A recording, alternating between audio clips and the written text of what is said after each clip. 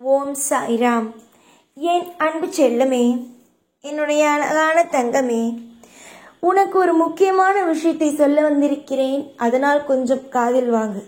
இதை அலட்சியமாக எடுத்தால் அது உனக்கு ஆபத்து, சுதாரிப்பாக எடுத்தால் அது உனக்கு நல்லது. அலட்சியமாக எடுக்கப் போகிறாயா இந்த வாக்கினை, இல்லை சுதாரிப்போடு இருக்கப் போகிறாயா என்பதை நீயே புரிந்து கொண்டு தெரிந்து கொண்டு நடக்க ஆரம்பி. தினமும் ஒரு கண் உன்னையே பார்த்து கொண்டே இருக்கிறது. தினமும் ஒரு கண் உன்னையே பார்த்து கொண்டே இருக்கிறது. உன்னிடமிருந்து இந்த பொருளை எடுக்கலாம் என்று. அந்த பொருளை நீதான் பத்திரமாக பார்த்து கொள்ள வேண்டும். புரிகிறதா? அது என்னவென்பதை விளக்கமாகவும் விரிவாகவும் உனக்கு சொல்கிறேன். இந்த சாய் ஒரு பிள்ளையை சந்திக்க வருகிறேன் என்றார். அந்த பிள்ளைக்கு சந்தோஷமான செய்தியை சொல்வேன், இல்லை ஒரு ஆபத்தில் இருந்து காப்பாற்ற சொல்வேன். ஆபத்தை வருவதற்கு முன்பே சொன்னால் அந்த பிள்ளை ஆபத்தில் இருந்து தப்பிக்கும். அது ஒரு சந்தோஷம். ஒரு விஷயத்தை போட்டு குழப்பிக்கொண்டே இருக்கும் பொழுது அந்த விஷயத்தில் ஒரு மிகப்பெரிய ஒரு சந்தோஷம் நடக்கும். அந்த சந்தோஷத்தை சொல்ல வந்தால் அதை நீ என்ன நினைப்பாய்? இது போய் இது ஆறுதல் இல்லை. நடப்பதற்கு முன்பு சொல்லும் பொழுது இருக்கும் கவலைகளை விட்டுவிட்டு வரப்போகும் சந்தோஷத்தை அனுபவிப்பாய் என்பதை நான் என்ன சொல்ல வருகிறேனோ அதை புரிந்து கொண்டால் வாழ்க்கையில் செழிக்கப் போவது நீதான், வேறு யாருமே அல்ல. நிறைய காலங்கள், நிறைய நேரங்கள் மனவேதனையோடு கஷ்டப்பட்டு விட்டாய். இதற்கு பிறகு கஷ்டம், நஷ்டம், வலி, வேதனை, துக்கம், இந்த மாதிரியான எந்த விஷயங்களும் இருக்க போவதல்ல. உன்னை பொறுத்த வரைக்கும் நீ சிறந்த பிள்ளை. உன்னை பொறுத்த வரைக்கும் பாதுகாப்பாக எல்லாவற்றையும் வைத்திருக்கிறாய் என்பது உன்னுடைய எண்ணம். ஆனாலும் அனைத்தையும் மீறி ஒரு விஷயம் நடக்க போகிறது என்றால் சுதாரிப்பதும் உன்னுடைய வேலைதான். ஒரு விஷயத்தை சொல்கிறேன். அடிக்கடி வெளியில் செல்வாய். வெளியில் செல்லும் பொழுது நீ என்ன நினைக்கிறாய்? நிதானத்தோடு நினைக்கிறாயா? கிடையாது. வெளியில் செல்லும் பொழுதும் வீட்டுக்குள் நீ இருக்கும் பொழுதும் நீ நினைக்கும் ஒரே ஒரு விஷயம் என்னவாக இருக்கிறது என்றால் குடும்ப கஷ்ட நஷ்டத்தை பற்றி.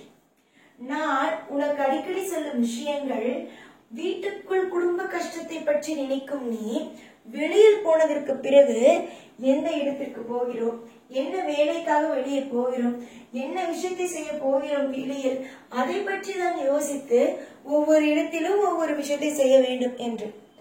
வெளியில் போயும் நீ உன் குடும்பத்தை கஷ்டத்தை பற்றி நினைத்து கொண்டு இருக்கும் பொழுது உன்னுடைய வாழ்க்கையில் எப்படி உனக்கான பாதுகாப்பு கிடைக்கும்? உன்னுடைய நிலைமையை, அதாவது நீ நடக்கும் நிலைமையை மறப்பாய். உன்னை கஷ்டம் வந்துவிட்டது என்றால், அந்த யோசனைகள் வந்துவிட்டது என்றால் உன்னை நீ மறக்கிறாய், அழுகிறாய், தடுமாறுகிறாய். உன்னுடைய நிலையில் நீ இல்லை. இது வீட்டுக்குள் இருக்கும் பொழுது சரியாக இருக்கும். ஆனால் வெளியில் இதை கொண்டு போகும் பொழுது உன்னுடைய கையில் இருப்பதை பார்ப்பார்கள். நீ கொஞ்சம் சுதாரிக்கவில்லை என்றால் அது உன்னிடமிருந்து பறிக்கப்படும். இந்த மாதிரியான சூழ்நிலைகள் நடக்கும். உதாரணமாக உன் வாழ்க்கையில் ஏற்கனவே நடந்த ஒரு விஷயத்தை இந்த நேரத்தில் நான் சொல்கிறேன். முன்பு ஒரு இடத்தில் ஒரு கடைக்கு சென்ற பொழுது ஏதோ ஒரு விஷயத்தை யோசித்து கொண்டே வாங்கிய பொருளை கூட அதே கடையில் வைத்துவிட்டு நீ வீட்டுக்கு கூட வந்திருக்கிறாய். ஒரு கடைக்கு போகும் பொழுது வாங்கிய பொருளை அங்கேயே கொடுத்து விட்டு, அங்கேயே மறந்து வைத்து விட்டு, ஏதோ ஒரு யோசனையில் ஒரு கவலையில் வந்து விட்டாய். வீட்டிற்கு வந்து பார்க்கும் பொழுது அந்த பொருள் இல்லை. திரும்பி போய் பார்க்கும் பொழுது அதே பொருள் அங்கு இருந்தது. உன்னுடைய நேரம் அங்கே இருந்தது. அந்த மாதிரியான இப்பொழுதும் அதே மாதிரியான விஷயத்தை செய்யும் பொழுது ஒரு முறை உனக்கானது கிடைத்திருக்கும், மறுமுறை கிடைக்கும் என்பதில் என்ன இருக்கிறது? நான் சொன்னது சரிதானே? ஏற்கனவே உன்னுடைய வாழ்க்கையில் இந்த மாதிரியான சம்பவம் நடந்திருக்கிறது அல்லவா? எதையும் போட்டு குழப்பாதே. கவலை வருமோ, கண்ணீர் வருமோ, நமக்கான பிரச்சனைகள் வருமோ என்று நினைக்காதே. தெய்வம் என்ற ஒருவன் இருக்கிறான். மனதார நீ யாரை நேசிக்கிறாய்? தெய்வத்தை. அடிக்கடி சொல்வார், நான் இவ்வுலகில் யாரையும் நான் நேசிக்கவில்லை, நம்பவில்லை, யாரையும் நான் எதிர்பார்க்கவில்லை. நான் நேசிக்கும், எதிர்பார்க்கும், நான் நம்பும் ஒரே ஒரு ஆள், நான் வணங்கும் என் இறைவன் மட்டுமே என்ற ஒரு வார்த்தையை அடிக்கடி எல்லோரிடமும் நீ பதிவிடுவாய். அந்த விஷயங்கள் ஒவ்வொன்றும் எனக்கு தெரியும். காலம் முழுக்க உன்னுடைய வாழ்க்கையில் நிச்சயமாக அப்படியே இரு. உன்னுடைய வாழ்க்கையில் நீ என்ன சொல்வாய் ஒவ்வொரு முறையும்?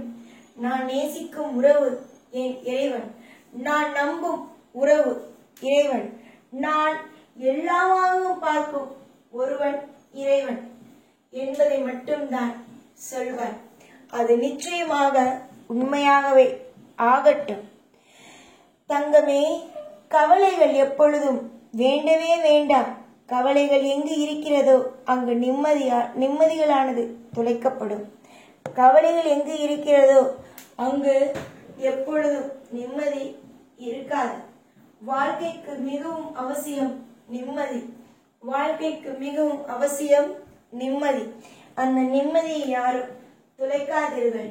அது மிகப்பெரிய ஒரு ஆபத்தாகிவிடும்.